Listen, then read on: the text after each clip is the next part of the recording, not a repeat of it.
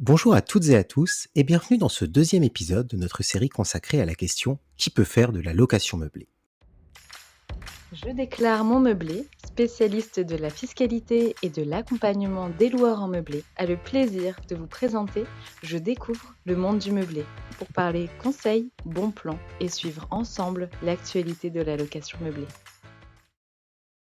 Après nous être intéressés aux différents statuts et formes juridiques sous lesquels il était possible d'exercer une activité de location meublée non professionnelle dans le premier épisode, nous allons, dans la suite de cette série, nous pencher sur des cas de figure spécifiques qui génèrent souvent de nombreuses interrogations sur leur compatibilité avec une activité de location meublée.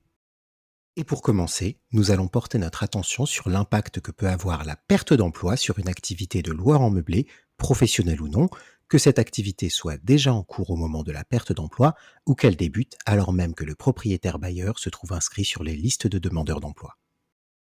Posons-nous donc, en premier lieu, la question de savoir s'il est possible de débuter une activité de location meublée tout en ayant le statut de demandeur d'emploi. Et la première chose à savoir est qu'il est tout à fait possible d'exercer une telle activité dans cette situation et rien n'interdit à un demandeur d'emploi de se lancer dans la location meublée. Toutefois, certains détails seront à prendre en compte, dont celui de l'opportunité de bénéficier d'aides pour la création de l'activité de location meublée. Il existe en effet deux aides auxquelles peuvent prétendre de futurs loueurs en situation de perte d'emploi. La première n'est pas délivrée par France Travail, mais le statut de demandeur d'emploi permet de l'obtenir.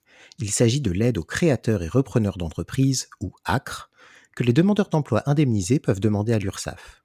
Pour ce faire, ils devront au préalable avoir réalisé la procédure d'enregistrement de leur activité auprès de l'INPI afin d'avoir obtenu leur numéro SIRET. Cette aide permet, pendant les 12 premiers mois de l'activité, d'être exonéré du paiement d'une partie des cotisations sociales qui y sont liées. Elle pourrait donc intéresser les loueurs qui se trouvent dans la situation de devoir payer ces cotisations, notamment s'ils relèvent du statut de loueur en meublé professionnel ou LMP. Toutefois, la plupart des loueurs ont tout intérêt à demander cette aide, car c'est son obtention qui permet d'obtenir la seconde aide qui, quant à elle, est directement proposée par France Travail. En effet, l'obtention de l'ACRE auprès de l'URSSAF permet à un demandeur d'emploi indemnisé de solliciter l'aide à la reprise ou à la création d'entreprise, ou ARCE.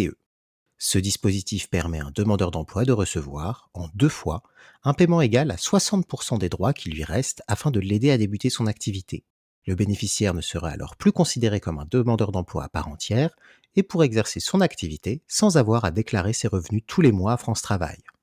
En contrepartie, le demandeur d'emploi ainsi indemnisé ne peut plus percevoir l'allocation d'aide au retour à l'emploi, ou ARE, à moins de demander à en bénéficier de nouveau à la fin de son activité, ce qui sera possible après un délai de carence.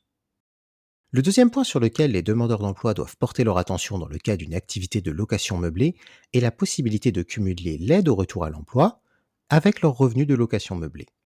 Bien que la question se pose souvent, il est nécessaire de garder à l'esprit qu'il est tout à fait possible de percevoir les allocations chômage tout en exerçant une activité professionnelle. En effet, France Travail entend favoriser les initiatives de retour à une activité professionnelle et permet donc le cumul de revenus issus d'une activité, salariée ou non, avec l'ARE, tant que le total des revenus ne dépasse pas le salaire de référence qui a été calculé au moment de l'inscription et qui est établi sur la base des salaires précédents. Toutefois, selon la situation, ces revenus ne seront pas pris en compte de la même manière par France Travail. Il existe ainsi deux cas de figure. Le premier est celui dans lequel l'activité de location meublée était exercée avant la perte d'emploi. Dans ce cas, le loueur pourra cumuler l'intégralité de ses indemnités en plus des revenus qu'il percevra de la location meublée. Si, au contraire, l'activité de location meublée débute après la perte d'emploi, le montant de l'ARE versé chaque mois sera impacté par les revenus de location meublée. Dans cette situation, 70% du revenu mensuel brut généré par la location meublée sera déduit du montant de l'allocation mensuelle, puis ce résultat sera divisé par le montant de votre allocation journalière et déterminera donc le nombre de jours d'allocation à verser pour le mois, ce nombre étant arrondi à l'entier le plus proche. Toutefois, le montant de votre revenu mensuel brut d'activité sera calculé différemment selon la forme juridique sous laquelle vous exercez votre activité, ainsi que le type d'activité concernée. En effet, au moment de calculer votre indemnisation, France Travail déduira directement une certaine somme au titre des frais engagés pour votre activité. Dans le cas d'une activité de location meublée, l'abattement pour frais professionnels est ainsi de 50%.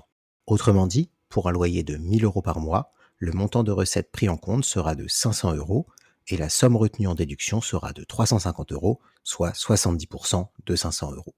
Attention, le montant de recettes pris en compte chaque mois est bien évidemment le montant réel. Autrement dit, les demandeurs d'emploi devront déclarer, tous les mois, leurs recettes sur leur espace personnel et fournir les justificatifs correspondants. Si les justificatifs ne peuvent être fournis immédiatement, 70% de la somme due sera versée et les 30% restants le seront une fois les justificatifs fournis. Il est donc fortement conseillé d'opter pour une déclaration mensuelle et non trimestrielle afin d'être en mesure de fournir les justificatifs tous les mois et non de devoir attendre la fin de chaque trimestre pour récupérer le reliquat des sommes dues. Bien évidemment, ce système ne trouvera pas à s'appliquer si le demandeur d'emploi a demandé et obtenu le bénéfice de l'ARCE et a donc substitué son allocation mensuelle au versement permis par cette aide. La question du cumul des activités et des allocations avec l'allocation meublée n'est toutefois pas la seule qui doit faire l'objet d'une réflexion de la part des demandeurs d'emploi qui, dans cette situation, et notamment si l'activité était déjà exercée avant d'être inscrit à France Travail, devront surveiller un éventuel passage du statut de LMNP au statut de LMP. En effet, une perte d'emploi entraîne une diminution des revenus perçus par le loueur, ce qui peut entraîner un passage du statut de LMNP au statut de LMP si les recettes générées dépassent 23 000 euros annuels et sont supérieures aux autres revenus au sein desquels le montant de l'ARE est pris en compte. Les loueurs dont les revenus d'activité leur permettaient d'être considérés comme LMNP même s'ils dépassaient les 23 000 euros de recettes annuelles de location meublée devront donc faire attention à un potentiel changement de statut qui pourrait avoir des conséquences importantes. Parmi elles, l'obligation de s'affilier au régime de la sécurité sociale des indépendants et la nécessité de payer des cotisations sociales qui représentent généralement entre 35 et 40% des bénéfices réalisés et imposent aux loueurs de s'acquitter d'une cotisation minimum même si l'activité n'est pas bénéficiaire.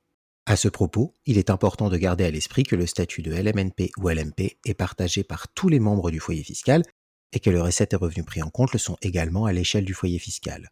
Ainsi, un changement de statut pourrait affecter tous ses membres. En revanche, lorsque l'activité de location meublée est exercée par une personne morale, comme c'est le cas pour une EURL ou une SARL de famille, le seuil de 23 000 euros est apprécié distinctement pour chaque associé, qui est considéré comme réalisant un montant de recettes de location meublée correspondant à sa quote-part de droits sociaux. Dernier rappel, à des fins de conclusion, il est important de bien garder à l'esprit que la location meublée est considérée comme une activité relevant du régime des bénéfices industriels et commerciaux et est donc perçue comme une activité professionnelle non salariée pour laquelle le loueur ne cotise pas à l'assurance chômage, mais qui peut entraîner une affiliation à la sécurité sociale pour les indépendants, SSI, à la MSA ou à la sécurité sociale en qualité d'assimilé salarié. Autrement dit, les revenus générés par la location meublée avant la perte d'emploi ne pourront être pris en compte pour augmenter le montant de l'ARE. C'est sur cette précision que s'achève notre épisode de podcast portant sur la compatibilité entre statut de demandeur d'emploi et location meublée. Nous espérons qu'il vous aura permis d'en apprendre plus sur une situation qui se trouve souvent à l'origine de nombreuses interrogations et vous donnons rendez-vous dans le prochain épisode de notre série Qui peut faire de la location meublée. Si vous avez aimé notre podcast, faites-le nous savoir et n'hésitez pas à vous rendre sur notre site internet, à nous suivre sur les réseaux sociaux ou encore à nous contacter directement par téléphone ou par mail à l'adresse contact@jedéclaremonmeublé.com.